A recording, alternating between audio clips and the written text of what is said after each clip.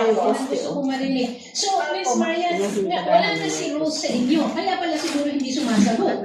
No? Yes po, kasi hindi po, wala na po si Miss Rose.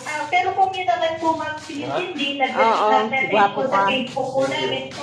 I-address po namin yung kanyang issue. Hindi po, at saka po yung kanyang FRA, based po dun sa record namin. Yes. Yung FRA po nila is, nag-file po kami ng case dun sa FRA niya kasi unresponsive po sa mga na-deploy ng worker. So, kahit humingi po kami ng update sa mga na-deploy, hindi po sila nag-deploy. So, kahit si FRA, hindi rin nakatulong, kaya dapat sikasuhan niyo rin si... Okay, good. So, ngayon, pero at least ngayon, may contact na kayo kay Cindy.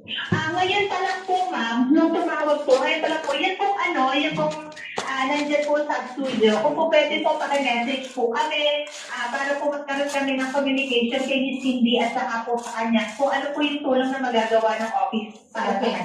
Ganito ha, kasi tayo na magte-take over siya rin. Kasi, two things. One is, mapauwi na